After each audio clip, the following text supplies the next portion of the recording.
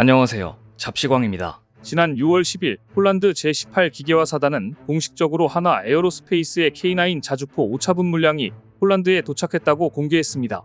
파베우 베이다 폴란드 국방부 차관 역시 소셜미디어 X를 통해 K9 자주포와 12대의 호마르K 발사대 모듈이 폴란드에 도착했다. 호마르K 모듈은 폴란드 스탈로바볼라에 있는 HSW 공장에서 전술 트럭 옐츠와 전장 관리체계인 토파즈와 통합된다고 발표했습니다. 그런데 최근 유럽 방산 매체들과 주요 외신들은 이번 K9 자주포 오차분의 폴란드 도착 소식에 그 어느 때보다 주목하면서 놀라움을 금치 못하고 있습니다. 한국이 자주포를 폴란드에 처음으로 신속 배달을 했을 때만 해도 유럽은 자신들도 할 수 있을 줄 알았지만 해보니 이 일이 얼마나 어려운 일인지 뼈저리게 느끼고 있기 때문입니다. 그런데 이 와중에 유럽의 선진국인 이 나라는 한국의 K9 자주포를 자국 자주포 도입 사업의 들러리로 세웠다가 어이없게도 방산 스캔들이 폭로되며 국제 적망신을 당했습니다. 오늘은 최근 블룸버그 등 외신들이 왜 이렇게 K9 자주포에 대해 경계심을 내비치고 있는지 그 이유와 한국을 배신하고 어이없는 자주포 도입을 추진하다가 방산 비리가 터져 시끄러운 나라는 어디인지 자세히 전해드립니다. 한국은 폴란드에 K9 자주포 초도 물량 48문을 인도한 이후 계약하고 불과 2년 만에 80~90대에 달하는 자주포를 인도했습니다.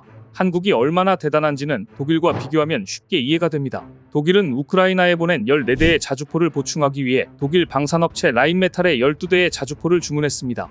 그런데 이 독일 방산업체는 우크라이나 전쟁이 발발하고 2년이 지난 지금 이제서야 생산에 들어갔습니다. 지난 6월 10일 폴란드 매체 디펜스24에 따르면 독일 카셀의 KNDS 독일의 시설에서 라인메탈의 펜저하우비츠 2155mm 자주포 생산이 시작됐습니다. 그런데 이 자주포를 독일군이 인도받으려면 내년부터 시작해서 2030년 사이에나 받을 수 있다고 합니다. K9 자주포가 폴란드에 처음 도착하던 날 폴란드 대통령과 국방부 장관 등 고위 관계자들이 모두 항구에 나와 왜 그렇게 K9 자주포의 도착을 경이롭게 바라봤는지 알 수 있습니다. K9 자주포 오차분 역시 폴란드의 최전방에 배치될 예정인데요. 폴란드는 이미 최전방에 한국의 K2 전차와 K9 자주포를 배치하고 있습니다. 최근 비즈니스 인사이더, 블룸버그 등 외신들은 서방의 군사강국들에 비해 한 세대 이상 뒤처졌다고 평가받았던 한국의 방산 기업들이 이제는 서방 업체들보다 3배 이상 빠르게 자주포를 생산하고 있다며 놀라워했습니다. 그러면서 외신들은 우크라이나 전쟁으로 자주포가 여전히 전장에서 필요한 무기라는 것이 증명된 지금 미국, 영국, 독일 등 전통적인 방산 강국들이 자주포를 빨리 생산해내기 어려운 상황에 처해 있는데 그 틈새를 타고 대한민국의 자주포가 글로벌 방산 무기 시장에서 새로운 강자로 떠오르고 있다면서 경계심을 드러내고 있습니다. 특히 블룸버그는 집중 기사를 통해 한국의 한화 에어로스페이스는 대당 350만 달러, 우리 돈으로 48억 원의 첨단 자주포를 주문하면 주문국은 6개월이면 자주포를 받아볼 수 있다. 계약서에 도장을 찍은 후 6개월이면 수십 문의 자주포를 배송할 수 있는 것은 전 세계에서 대한민국이 유일하게 가지고 있는 능력이라고 보도했습니다. 현재 영국의 M777 견인포 생산 라인은 1년 이상이 소요되고 독일의 크라우스 마페이 베그만사는 독일 정부가 자주포를 빨리 좀 생산해달라고 요구했지만 여전히 속 터지는 속도로 자주포를 생산하고 있는 것과 비교하면 더욱더 놀랍습니다. 미국 매체 비즈니스 인사이더 역시 프랑스의 방산업체인 넥스턴도 카이사르 자주포를 납품하는데 약 30개월이 걸린다고 지적했습니다. 그러면서 주요 외신들은 한화 에어로스페이스와 같은 대표적인 한국 방산업체들과의 인터뷰를 소개했는데 이들이 특히 놀라고 있는 점은 이미 3배 이상 생산을 늘렸는데도 주문이 더 늘고 있어 생산 공장을 더 늘리려고 한다.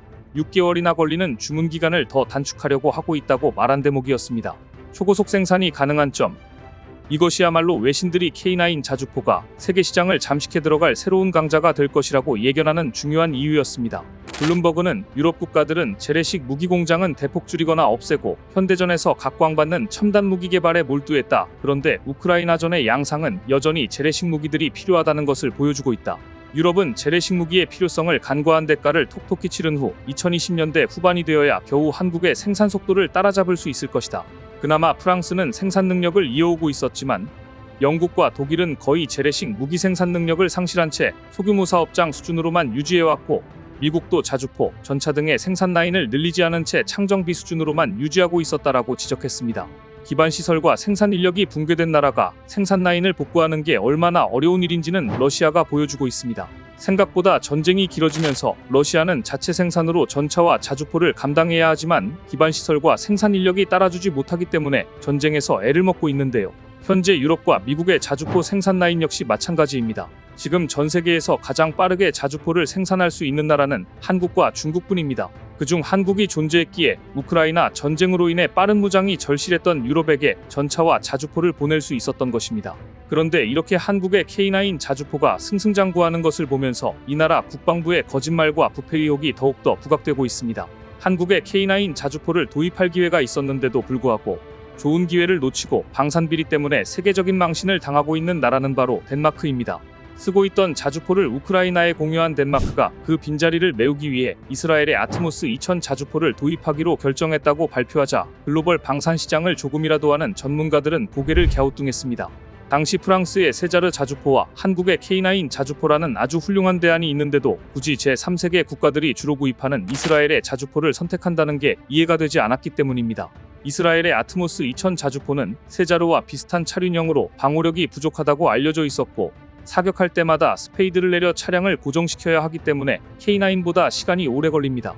여기에 세자르와 달리 포탄 자동장 전장치도 설치되어 있지 않은 한마디로 현대무기 트렌드에서 완전히 뒤처져 있는 자주포입니다. 더구나 자주포 도입 사업을 시작한 지 고작 2달 만에 별도의 테스트도 없이 구매 결정을 했다는 것은 누가 봐도 납득하기 어려운 것이었습니다. 보다못해 덴마크의 한 안보 전문가인 한스티노 헨스는 나토 기갑여단은 궤도형 자주포가 필요하다. 차륜형을 구매하는 것은 이치에 맞지 않다. 폴란드, 노르웨이, 에스토니아의 선례를 따라 한국에 K9을 도입하는 게 이치에 맞다고 공개적으로 지적하기도 했습니다. 그러자 황당한 발표가 나옵니다. 덴마크 국방부는 K9 자주포는 가장 비싸고 배송기간도 가장 오래 걸려서 선택하지 않았다. 가격에 있어서도 하나가 자주포 한 문당 820만 달러를 제시, 프랑스의 세자르보다 훨씬 비쌌고 배송기간도 프랑스 세자르 자주포가 24개월이 걸린다고 한 데 비해 K9은 30개월이 걸린다고 해서 한국을 탈락시켰다고 발표했습니다. 하지만 덴마크 국방부의 거짓말은 미국 블룸버그의 보도로 탄로가 나고 말았습니다. 지난 6월 6일에 블룸버그가 보도한 바로 그 기사. 한국은 미국보다 무기를 더 빠르고 싸게 만들 수 있다. 하나는 K9 자주포 한 대를 약 350만 달러에 그것도 6개월 만에 생산, 공급할 수 있다는 바로 그 내용이 알려졌고 급기야 덴마크의 국방 전문기자 안드레아스 그로그는 자신의 SNS에 애초에 덴마크 국방부는 하나 에어로스페이스의 K9의 가격과 배송기간을 문의한 적이 없었다. 하나 에어로스페이스가 만나자고 해도 덴마크 국방부는 만나주지도 않았다고 폭로하자 이후 이스라엘 자주포 도입 비리 사건은 덴마크 정계를 강타했습니다. 현재 덴마크의 전 국방장관은 이스라엘 자주포를 확정 지어두고 한국과 프랑스의 자주포를 들러리로 세웠다는 비난 속에서 국방장관 옷을 벗고 조사를 받고 있는 실정입니다. 사실 이스라엘 방산기업 LB 시스템즈는 이미 미국, 호주, 잠비아 등에서 부패 및 인권 침해 혐의로 기소되었던 화려한 전과가 있는 회사입니다. 현재 이스라엘제 무기 구매와 관련한 국방부 부패 스캔들은 포괄적인 법적 조사가 진행 중이며 결과는 내년 4월께 나올 예정입니다.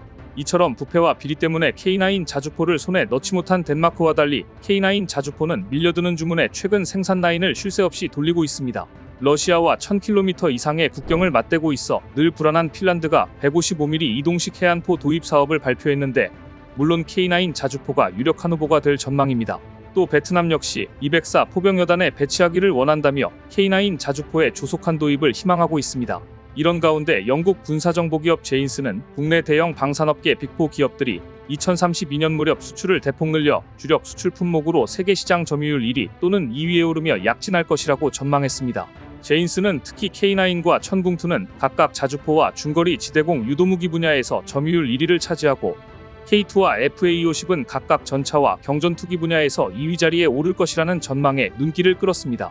자주포 분야에서는 한화 에어로스페이스의 K9이 2032년에 점유율 63.8%를 달성할 것이라는 관측이 나왔는데요. K9은 세계 자주포 수출 시장에서 점유율 50% 이상으로 1위를 기록하며 높은 평가를 받고 있는 중인데 2032년에는 점유율이 63.8%에 달할 거라니 가히 K9 전성시대가 올 것이라 예견한 것입니다.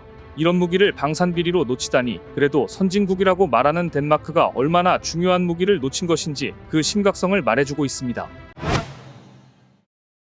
푸틴 러시아 대통령이 북한에 이어 두 번째 방문지 베트남에 도착한 시각은 지난 20일 새벽 2시였습니다. 푸틴이 하노이 노이바이 국제공항에 내리자 푸틴을 맞은 사람들은 쩌농아 부총리, 레호아이중 베트남 공산당 대외관계위원장 등이었습니다. 특히 지난해 9월에는 바이든 미국 대통령과 12월에는 시진핑 중국 국가주석에 이어 이번에는 러시아의 푸틴까지 불과 9달 새 미중 러의 정상들이 잇따라 베트남을 찾자 지금 베트남은 열강의 협력 파트너로 몸값이 한껏 올라 있습니다.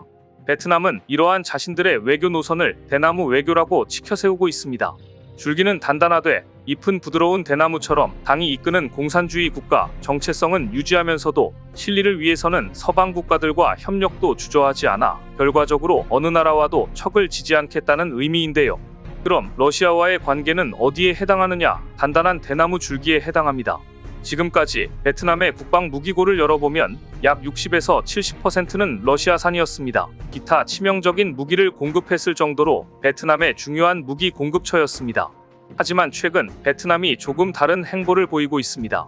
우크라이나 침공 이후 러시아가 미국의 제재를 받으면서 더 이상 러시아산 무기만 살 수 없게 되자 한국 등 신흥 방산 강국들과 활발히 접촉을 시도했습니다. 더구나 중국은 영토 분쟁으로 베트남을 끊임없이 자극했고 베트남은 군사력을 늘리기 위해 적극적으로 한국과 서방의 무기를 사려고 애쓰고 있는 한편 러시아 군사장비 의존도를 낮추기 위해 안간힘을 쓰고 있습니다. 지난 2021년 베트남의 러시아 무기 수입액은 7,200만 달러, 한화 약 942억 원을 기록하며 전체 무기 수입액의 30%로 감소했습니다. 반면 2015년부터 2021년까지 이스라엘, 벨라루스, 한국, 미국, 네덜란드 등으로부터 무기 수입을 늘리면서 최근에는 한국에 적극적으로 K9 자주포를 달라고 구애하고 있는 중입니다. 그런데 이때 더욱더 베트남의 몸이 달게 만드는 뉴스가 있었으니 루마니아가 드디어 K9 자주포 1조 3천억 원어치를 구매하겠다고 최종 결정한 것이었습니다. 루마니아 국방부는 홈페이지를 통해 공식적으로 한국의 K9 자주포 도입을 발표했습니다. 독일의 펜저하우비츠 2000과 튀르키예의 푸트나투가 도전장을 내밀었지만 최후의 승자는 한국의 K9 자주포가 된 것입니다.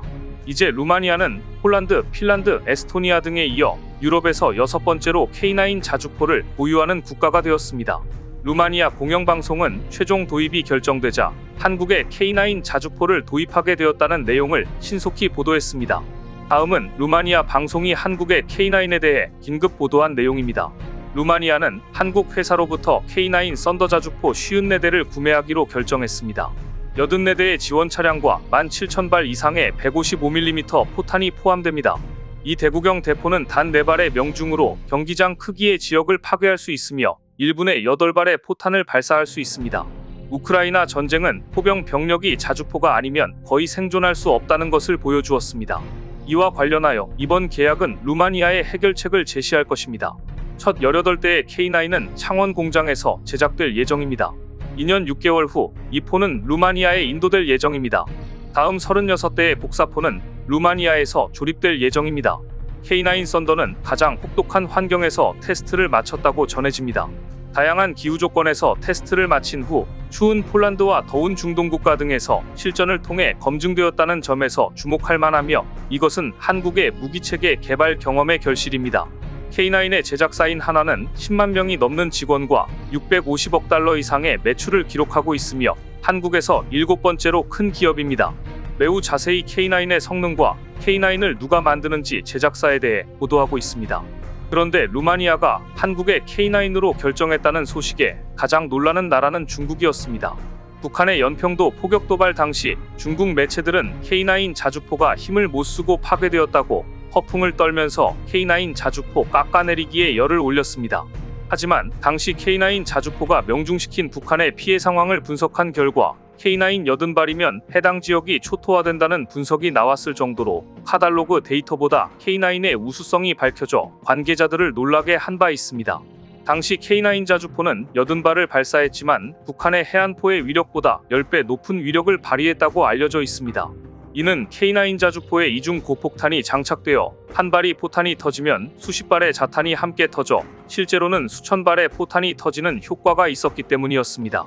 미 자유아시아 방송의 보도에 의하면 북한의 연평도 포격 도발 당시 K9의 대응 사격에 놀란 북한군은 서부전선을 막고 있는 북한 내군단이 노이로제에 가까운 반응을 보였다고 전해집니다.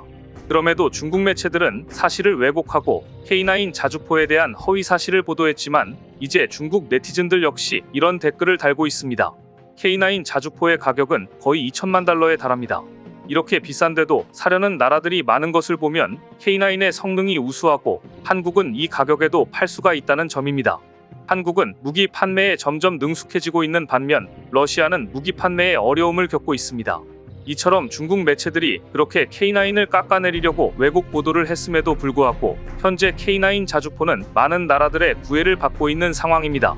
그런데 이번 계약 내용을 자세히 보면 루마니아는 K9을 도입하면서 추가로 K10 탄약운반 장갑차 36대를 함께 도입하기로 했다는 사실이 공개되었는데요. K9과 함께 K10 탄약운반 장갑차를 도입한 나라는 유럽에서는 노르웨이가 유일했는데 루마니아 역시 노르웨이처럼 패키지로 구입했고 따라서 루마니아의 야전 운용 성능이 크게 강화될 것으로 전망됩니다. 그런데 의외인 것은 보통 자주포 2문당 한 대의 탄약운반 장갑차가 운용되는데 루마니아는 이번에 자주포보다 탄약운반 장갑차 K10을 더 많은 수량을 주문해 탄약 보급에 상당히 공을 들이는 모습입니다. 여기에 자주포를 현지에서 정비할 수 있는 시설을 건설하고 자주포 부품 국산화 사업까지 연결하는 것이 계약 사항에 포함되어 있어 앞으로 한국과 루마니아는 다양한 방면에서 방산 협력을 기대할 수 있게 되었습니다. 또한 자주포 초기 물량은 한국에서 생산해 공급하지만 나머지 물량은 루마니아 방산업체에서 생산할 것으로 예상됩니다. 그런데 여기서 끝이 아니라 더 놀라운 것은 루마니아가 K9 자주포, K10 탄약운반 장갑차에 이어서 한국의 레드백까지도 검토 중이라는 사실입니다. 루마니아는 K9 자주포를 일단 소량을 구매했지만 루마니아 현지의 생산 라인이 구축되면 그 라인에서 레드백까지 양산할 수 있을 것으로 보고 K9 자주포에 이어 레드백 도입까지 현재 협상 중인 것으로 알려지고 있는데요. 중국의 군사력 증강과 팽창에 대응하기 위해 베트남은 지금 K9 자주포에 이어 레드백까지 한국과의 방산 협력을 간절히 원하고 있는 중입니다.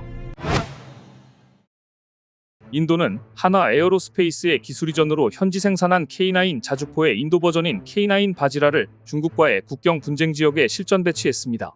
인도는 155mm K9 바지라 자주포 300문을 도입해 국경에 배치한 후 100문을 추가 도입하는 등 한국의 자주포 K9에 대한 무한 신뢰를 보내고 있습니다.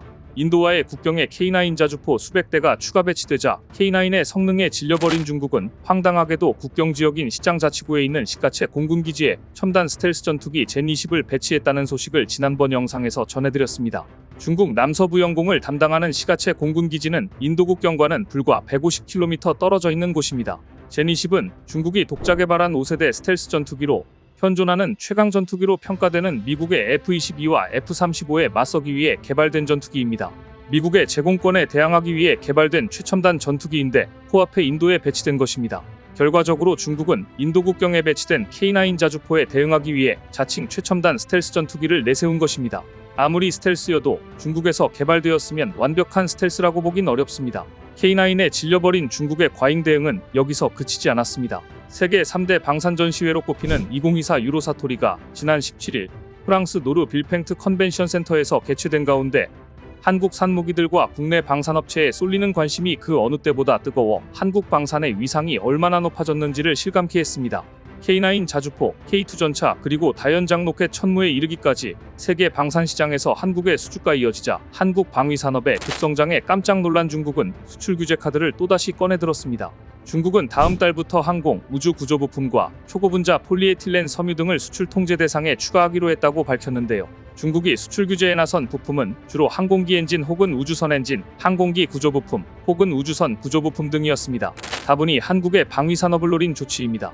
하지만 전문가들은 이번 중국 정부의 조치가 한국에 끼치는 영향이 미미할 것으로 예상합니다.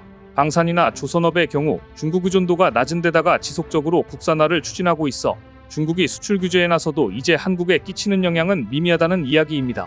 이처럼 웬만한 수출 통제로는 한국을 괴롭게 만들 수가 없자 중국은 또다시 요소수 카드까지 꺼내들었습니다.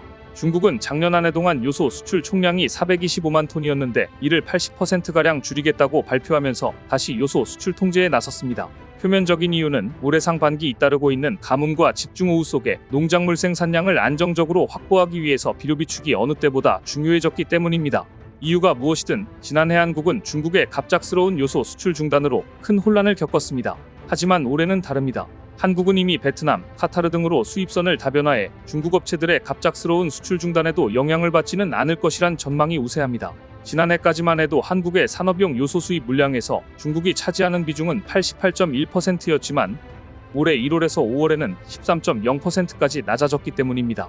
불과 1년 만에 시장에서 중국산 요소수 자체를 지워버렸습니다. 중국의 회방에도 한국의 K9 자주포는 또다시 잭팟을 터뜨렸습니다. 인도에 이어서 이번에는 루마니아의 K9 자주포를 수출하게 된 것입니다. 해외에서 방산 계약을 할 때는 보통 조 단위의 예산이 들기 때문에 대부분의 나라가 납기에 매우 민감합니다. 그런데 중국이 방산 부품에 대해 수출 규제를 발표했음에도 불구하고 루마니아 정부는 한국과의 계약서에 사인한 것입니다. 결국 중국의 방해에도 불구하고 한국의 K9 자주포는 9억 2천만 달러, 약 1조 2,700억 원 규모로 루마니아 수출길을 뚫었습니다. 이것은 루마니아가 최근 7년간 추진한 해외 무기 도입 사업 중 최대 규모로 지출한 예산입니다. 그만큼 한국을 믿는다는 뜻이었습니다. 루마니아의 K9 자주포 도입 결정은 폴란드에 이어 유럽에서 K방산 영역을 더 확장하는 계기가 될 것이며 보병 전투 장갑차 레드백과 K2 전차 등의 수출에도 긍정적 영향을 줄 것으로 전망됩니다. 중국의 겨냥한 K9 자주포의 활약은 바다에서도 이어지고 있습니다. 최근 그렇게 극성을 부리던 중국 어선들이 서해에서 완전히 자취를 감췄습니다. 최근 남북 간 군사 도발을 막아주던 9.19 군사합의 효력이 정지됐습니다. 또한 백령도와 연평도 등 서해 섬지역에 주둔 중인 해병대가 지난 1월에 이어서 6월 중에 K9 자주포를 활용해 사격 훈련을 실시할 예정이라고 발표했습니다. 한국 해병대가 실사격 훈련을 진행한다면 사격 훈련은 9.19 군사합의가 체결된 2018년 9월 이후 5년 9개월 만의 일입니다. 서해에서 K9 자주포 사격 훈련이 예고되자 중국 어선들이 완전히 자취를 감췄습니다. 그 악명 높은 중국 어선마저 한국 해역을 침범했다가 자주포에 맞을 수 있다는 두려움은 어쩔 수 없었나 봅니다. 불과 한 달 전만 해도 서해 해상에서는 불법 조업을 하는 중국 어선과 우리해경의 사투가 벌어지곤 했습니다. 해양수산부는 지난 5월 23일 전북 군산시 옥도면 어청도 서방약 23해리 해상에서 불법 조업한 중국 어선 한 척을 납포했다고 발표했습니다. 우리 수역에서 조업하는 중국 어선은 어구를 설치하고 허가받은 조업 수역에 머물러야 합니다. 그러나 납포된 어선은 한국 수역에 들어와 어업 활동을 하면서 유망 어구를 설치하고 추력함으로써 어구를 설치해둔 상태로 허가받은 조업 수역을 이탈했습니다. 올해부터 우리해경은 우리 배타적 경제 수역에 들어와 조업하는 모든 중국 어선에 선박자동 식별 장치를 설치해야 하고 총톤수 증명 서류를 선내에 비치하는 것을 의무화하는 등 중국 어선의 불법 어업에 대한 감독을 대폭 강화했습니다. 그럼에도 해상 뺑소니를 치는 중국 선박들은 여전히 나타나긴 합니다. 지난 14일도 해경은 해상 뺑소니를 치던 컨테이너 선박에서 중국 선원 2명을 긴급 체포했습니다. 이날 중국 선박은 충돌 사고를 내고도 구호 조치 없이 달아나다 우리해경에 입건됐는데요. 이들은 과거도 북동쪽 18km 해상에서 조업 중이던 통영선적 33톤급 근해통 발어선 한 척을 충격하고 달아난 혐의를 받고 있습니다. 당시 어선에는 9명이 타고 있었는데 사고 충격으로 선체가 뒤집히면서 50대 한국인 선장이 숨지고 인도네시아 국적 선원 2명은 실종됐습니다. 나머지 선원 6명은 홍발부표나 부유물을 붙잡고 4시간가량을 버티다가 인근 어선에 구조됐습니다. 입건된 선원들은 사고 발생 당시 컨테이너선 당직 근무자들입니다. 백령도와 연평도 등 서북도서 일대에서 K9 자주포를 이용한 실사격 훈련을 한다는 발표에 중국 어선과 선박들은 겁을 잔뜩 집어먹은 모양새입니다. 9.19 군사합의는 2018년 남북간 채택한 9월 평양 공동선언의 부속합의로 서해 완충수역에서의 포훈련을 금지하고 있습니다. 해병대는 그동안 이 군사합의로 인해 연평도, 백령도에 배치된 K9 자주포를 수백 킬로미터 이상 옮겨와 육지에서 사격 훈련을 해왔습니다. 이번에 바다에서 K9 자주포의 실사격 훈련을 하겠다고 하자 중국 어선들이 바짝 긴장한 것입니다. 더구나 한국은 해병대에 이어 육군도 25일 충남 보령에서 K239 천무 다연장 로켓 고폭탄 실사격 훈련을 실시할 예정입니다. 우리 군은 앞으로 전방 사격 훈련을 이어간다는 방침인데요. 이번 기회에 서해상 중국 어선들의 불법 조업도 뿌리 뽑혔으면 좋겠습니다. 이처럼 한국의 K9 자주포가 국위 선양을 하는 동안 한국인들 역시 한국의 위상을 드높이고 있습니다. 한국의 K2 전차가 폴란드에 진출하고 호평을 받자 위기감을 느낀 독일, 프랑스, 영국이 신형 전차를 선보이며 한국의 독주를 막으려 연합전선을 펼치고 있습니다. 특히 그동안 전차 생산에 있어서 늘어지는 납기와 터무니없는 가격, 연이은 수주 실패로 갖은 조롱에 시달리던 독일은 프랑스와 손잡고 신형 전차를 선보이며 한국의 K2를 견제하기 시작했습니다. 하지만 유럽의 방산 강국들이 내놓은 신형 전차들의 면면을 보면 당분간 K2 표의 독주를 막기는 어려울 것으로 보입니다. 특히 독일이 프랑스와 내놓은 신형 전차는 공개되자마자 외관은 물론 가격 등에서도 실망스럽다는 반응이 나오고 있는데요. 심지어 이제는 독일과 프랑스의 합작 전차보다 한국의 K2 전차가 더 진보적이라는 평가를 받고 있습니다. 그런데 이때 이탈리아가 오랫동안 협상 중이던 독일과 협상 결렬을 선언하자 이탈리아 전차 도입 사업이 과연 누구에게 돌아갈까 세계의 시선이 쏠리고 있습니다. 그리고 여기에 한국의 K2 전차가 급부상하고 있는데요. 오늘은 독일의 신형 전차는 왜 K2 전차보다 못한 평가를 받는 것인지, 또 이탈리아 전차 도입 사업에 한국의 K2가 유력한 후보로 떠오르고 있는 배경을 자세히 전해드립니다. 얼마 전 영국 육군의 차세대 전차인 챌린저 3가 첫 실사격 테스트를 진행했습니다. 2027년 전력화를 목표로 한 영국의 챌린저 3는 현재 8대가 먼저 개조된 상태로 우선 148대를 개량한 후 최종적으로 227대를 확보하는 것을 목표로 하고 있습니다. 영국은 챌린저 2 차체에 독일 라인메탈 리포신을 조합하고 주요 시스템을 개량해 챌린저 3를 내놓았습니다. 챌린저 3의 주요 변경 사항 중 하나는 주포인데요. 본래 사용하던 L30A1 강선포가 나토 표준 포탄을 사용하는 라인메탈 L55A1 120mm 활강포로 바뀌게 된다는 점입니다. 영국은 그동안에는 상상도 못했던 5km까지 교전이 가능해졌다고 흥분하면서 대대적인 홍보 중입니다. 또한 최근 프랑스와 독일의 방산 기업인 KNDS는 140mm 대형 주포로 포탑을 적용할 수 있는 새로운 버전의 레오파드2 전차를 전격 공개했는데요. KNDS는 독일의 크라우스 마페이베그만사와 프랑스의 넥스터사가 50대 50지분으로 참여한 유럽 최대의 지상장비 방산업체로 알려져 있습니다.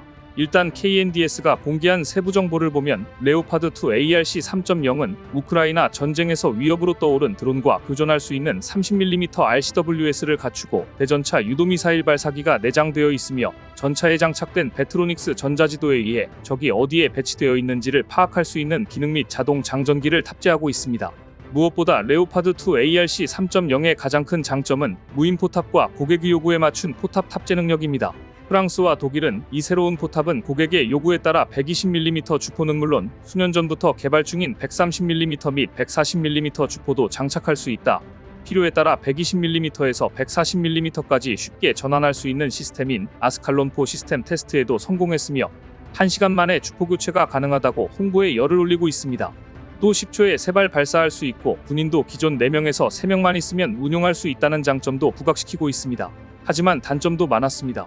레오파드2 ARC 3.0은 상부 공간이 없어 APS를 측면에 다느라 포탑 옆 통수가 툭 튀어나온 모습이었습니다. 포탑 전면이 잘 뚫린다는 문제를 해결하려고 장갑을 추가하다 보니 포탑이 앞으로도 길게 늘어지는 모습이었습니다.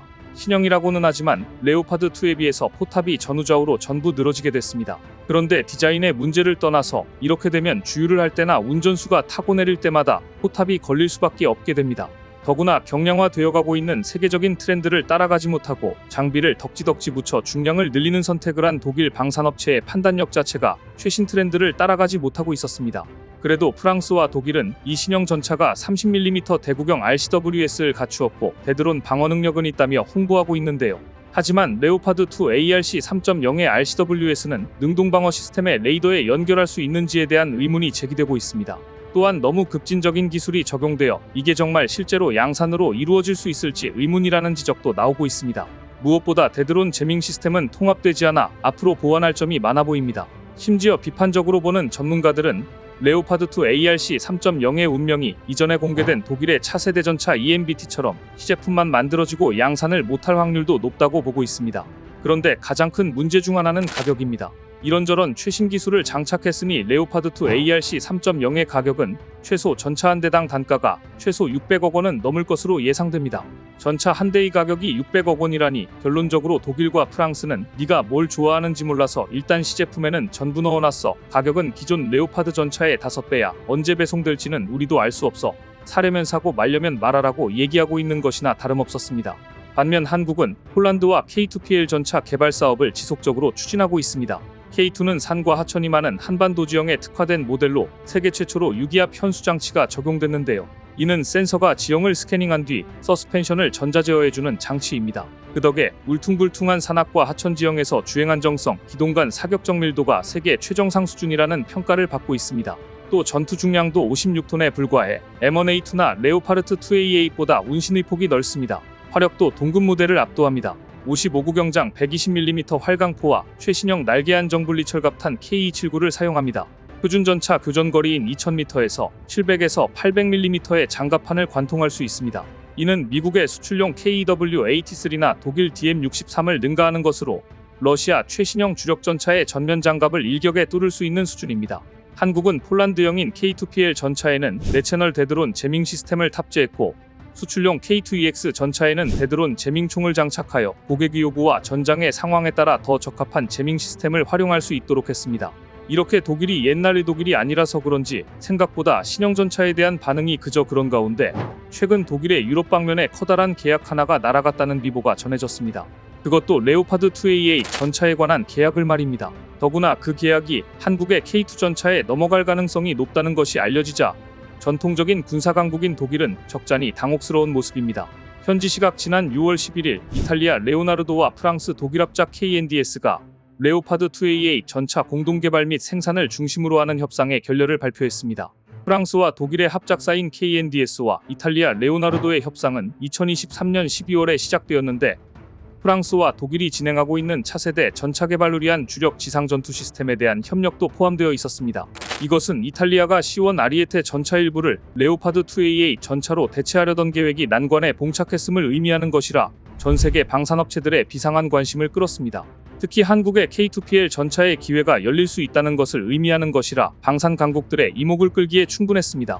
현재 한국과 폴란드가 추진하고 있는 K2 전차의 폴란드형 모델인 K2PL 전차는 폴란드, 즉 유럽 내에서 생산하는 전차이기 때문에 프랑스와 독일이 그렇게 주장하는 유럽 내 생산 전차여야 한다는 점을 충족시킬 수 있기 때문입니다.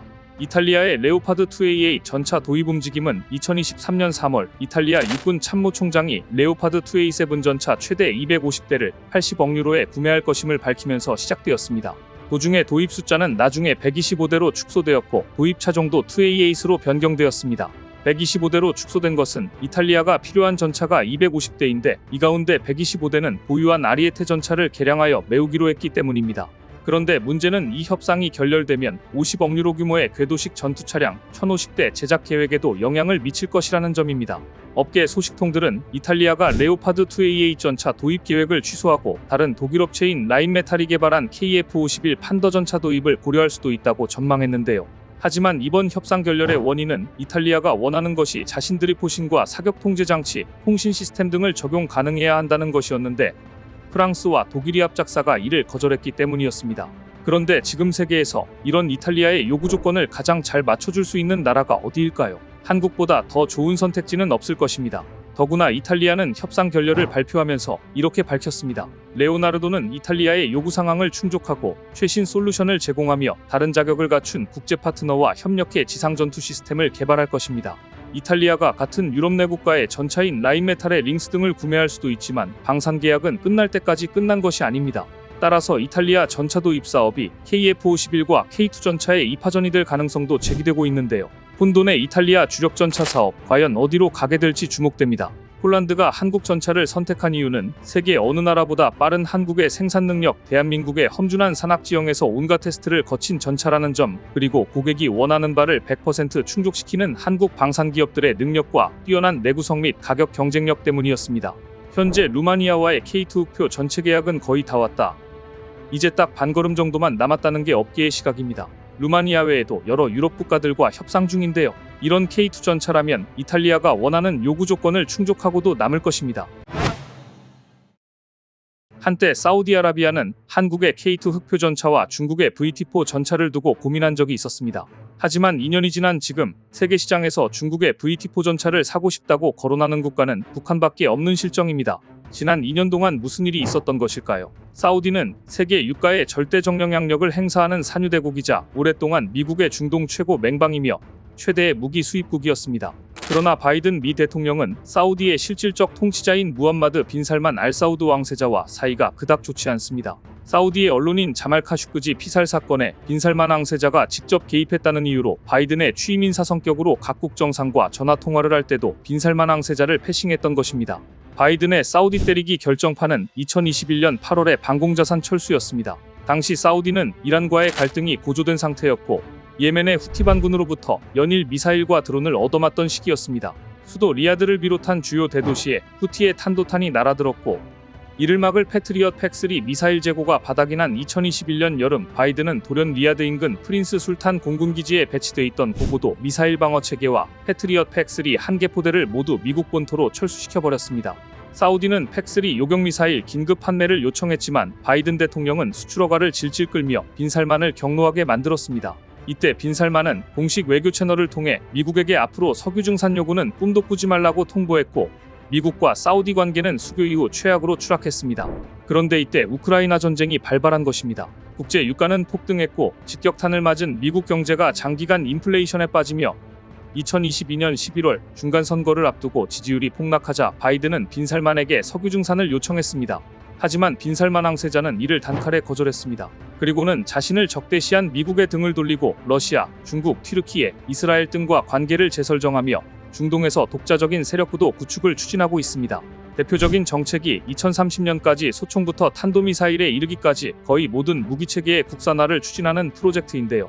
하지만 이 프로젝트는 10년이라는 짧은 목표 기간이 설정됐기 때문에 해외 파트너의 도움이 절실하게 필요했습니다.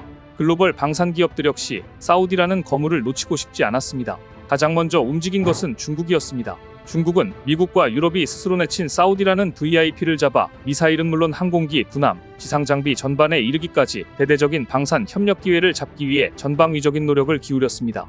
시진핑 주석이 베이다이어 회의 직후 첫 공식 일정으로 사우디 방문을 잡은 것은 이번 기회에 사우디를 확실하게 미국의 동맹 대열에서 떼어내 중국 쪽으로 끌어들이겠다는 계산이 깔려 있었습니다.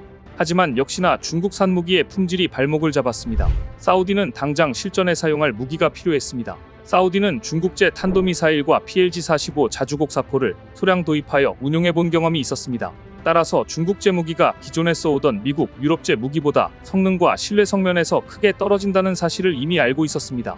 그래서 사우디는 플랜 B로 최근 유럽에서 돌풍을 일으키고 있는 한국산 무기체계와 한국과의 방산협력에 큰 관심을 보이게 된 것입니다. 비공개로 수출된 한국산 현궁미사일이 후티반 군과의 전투에서 최고의 평가를 받았던 점, 사우디와 가까운 UAE가 최근 한국제 무기를 대거 도입하려는 움직임을 보인 점도 사우디가 한국과의 방산협력에 속도를 내는 이유입니다. 거기에다 한국은 중국이 제공하기 어려운 무기, 즉 고성능, 고품질의 첨단 무기들, 특히 세계적으로 검증된 지상전투 장비를 사우디 현지에서 생산할 준비가 되어 있는 매력적인 파트너이기 때문입니다. 현재 사우디는 탈미, 탈유럽을 준비하면서 기존에 도입했던 무기들을 대거 다른 나라의 무기들로 대체하려는 움직임을 보이고 있습니다. 한국에 밀린 중국은 그 기술 이전과 낮은 가격을 무기로 사우디를 향한 공격적인 판촉을 벌이고 있습니다. 하지만 중국의 이 같은 노력은 별다른 효과를 거두지 못하고 있습니다. 사우디가 탈미국, 탈유럽을 통해 무기 국산화를 추진하는 지금 중국의 공격적인 판촉에 맞설 수 있는 유일한 나라가 되어가고 있습니다. 사우디는 2000대 이상의 신형 전차를 도입할 계획을 가지고 있습니다. 여기에 한국의 K2 흑표 계열과 중국의 VT4 전차 계열이 경쟁을 벌였습니다. 하지만 2년여 시간이 지난 지금 까다롭기로 유명한 유럽에서 한국의 K2 전차를 사려는 나라들은 줄을 잇고 있지만 중국 VT4 전차를 사고 싶어 줄을 선다는 소리는 들어보지 못했습니다. 이러한 분위기 속에서 한화 에어로스페이스와 현대로템, LI진엑스원 등 국내 주요 방산업체들은 오는 17일부터 21일까지 프랑스 파리에서 열리는 유럽 최대 방산 전시회 2024 유로사토리에 참가해 K2, K9 자주포, 천무 다연장 로켓, 레드백 등을 전시하며 전 세계에 한국 방산을 알릴 예정입니다. 한국은 최근 루마니아와 K9 자주포 53은 수출에 대한 막바지 협상이 진행 중이며 레드백은 전통 방산 강국인 미국, 영국, 독일 등을 꺾고 호주와 수출 계약을 체결한 바 있습니다. 최근 레드백은 루마니아도 커다란 관심을 보이고 있습니다. 현대로템은 이번에 K2 전차와 차륜형 장갑차, 다목적 유인 차량 등을 전시할 예정인데요. 특히 K2 전차는 2022년 폴란드와 1000대 규모 수출 기본 계약 체결 후 180대를 1차 실행 계약한 데 이어 연내 180대 규모의 2차 실행 계약 체결 전망도 나오고 있습니다. 그런데 폴란드 인접국 슬로바키아가 최근 신형 전차 104대를 도입하겠다고 발표를 한 것입니다. 슬로바키아의 신형 전차 도입 사업에는 최근 세계적인 전차 수주 경쟁에 늘 경쟁하는 3인방, 미국 M1A2 에이브럼스, 독일 레오파드 2A7 등과 함께 현대로템의 K2 흑표 전차가 중요한 후보로 거론되고 있습니다. 그리고 글로벌 방산 시장은 지금 한국의 K2 전차가 폴란드에서 잭팟을 터뜨린 데 이어 슬로바키아에서도 또 한 번 승전보를 울릴지 주목이 됩니다. 심지어 K9 자주포 53은 수출과 관련해 막바지 협상을 진행 중인 루마니아의 경우 K2 전차, K9 자주포 등 방산협력에 이어 철도까지 한국과 협력하기를 원하고 있어 한국이 이제 루마니아의 방산 분야뿐 아니라 철도교통 인프라에까지 진출할 가능성이 높아지고 있습니다. 루마니아 방산 전문지 디펜스 루마니아는 주 루마니아 대한민국 대사와의 인터뷰를 통해 이렇게 보도했습니다. 현대로템은 루마니아와 K2 전차 구매, 생산 협력에 관심이 있을 뿐만 아니라 철도 인프라 투자에도 가능성을 열어두고 있다. 현대로템은 K2 전차뿐만 아니라 철도도 생산한다. 인프라, 특히 도로, 철도, 현대화에 있어 현대로템은 좋은 파트너가 될 수 있다. 루마니아 정부는 최근 낙후된 교통 인프라를 확충하고자 투자를 강화해 철도와 지하철 건설, 연장, 개량 등 11개 사업에 총 397억 유로, 약 59조 원을 쏟을 계획입니다. 프랑스 알스톰과 16대의 전기기관차를 포함해 약 2,300억 원 상당의 계약을 체결한 데 이어 한국 기업들의 기술에도 관심이 높습니다. 삼성물산은 루마니아 지하철 4호선 연장 사업 수주를 추진 중이며 현대로템은 루마니아 정부가 추진하는 철도 현대화 사업의 주요 파트너로 꼽히고 있습니다. 일각에서는 현대로템이 K2 전차와 철도를 묶어 패키지로 수출할 가능성도 있다고 전망하고 있습니다. 한국방산의 경쟁력은 이뿐만이 아닙니다. K9 자주포, K2 전차, 다연장로켓 천무에 이어 최근 한국방산은 유럽 국가들이 깜짝 놀랄만한 소식을 또 하나 추가했습니다. 최근 한화 에어로스페이스는 자체 생산한 한국형 자주도하 장비 KM3를 육군에 처음 납품했다고 발표했는데요. 자주도하 장비는 임시 교량을 구축해 전차와 자주포, 장갑차 등 육군의 주력 장비가 강이나 하천을 건널 수 있도록 지원하는 장비를 말합니다. 그런데 이번에 한화 에어로스페이스의 KM3 납품이 의미 있는 이유는 한화가 독일 방산업체의 M3 자주도하 장비를 수입해 세계 최초로 직접 생산에 나섰다는 점에 있습니다. 보시는 장면은 지난 12일 육군 70병여단이 진행한 한국형 자주도하 장비 KM3 전력 화행사의 한 장면입니다. 트럭 모양의 차량 한 대가 수심 3m 물가로 돌진했고 거침없이 물길을 가르던 차량은 물에 뜬 상태에서 변신을 시도했습니다. 차량 전체를 덮은 덮개가 양옆으로 펼쳐지자 갑판을 연상케 하는 구조물이 모습을 드러냈습니다. 그 사이 지상에선 다른 한 대가 이미 덮개를 연 상태에서 입수했습니다. 이윽고 두 차량은 물 안에서 하나로 합쳐져 뗏목처럼 움직였습니다. 이 과정에는 10분이 채 걸리지 않았습니다. 수룡의 역할은 수륙량용 차량과 다리 구조물이 결합된 해당 장비를 통해 지상군은 물속에서도 기동성을 확보하며 두 대를 연결해 뗏목 형태의 문교로 활용하거나 여러 대를 이어 일종의 가니다리를 만드는 것입니다. 도하작전의 성패는 얼마나 신속하고 안전하게 최대한 많은 병력과 장비를 하천의 건너편으로 옮길 수 있는지에서 판가름납니다. 특히 하천이 많은 유럽 국가들에게는 K2와 함께 탐인할 수밖에 없는 옵션입니다. 더구나 KM3를 활용하면 기존 리본부교보다 운용인원을 최대 80% 정도 절감할 수 있고 설치 시간도 기존에 비해 약 60에서 70%나 줄일 수 있습니다. 우리 육군은 기존 사용하던 리본부교를 KM3 수룡이 대체하면 도하작전의 패러다임이 바뀔 것이라고 기대하고 있습니다. 하나는 첫 양산 제품은 해외 부품을 조립하는 것으로 시작했지만 앞으로 선체 구조물 등 1380종에 달하는 부품을 국내에서 제작해 국산화율을 90%까지 높일 예정입니다. 앞으로 국산화율이 이렇게 높아지면 KM3 수룡은 한국방산의 또 하나의 대표작이 될 것입니다. 오늘 준비한 소식은 여기까지입니다. 댓글을 통한 여러분들의 많은 의견 기다리겠습니다. 시청해주셔서 감사합니다.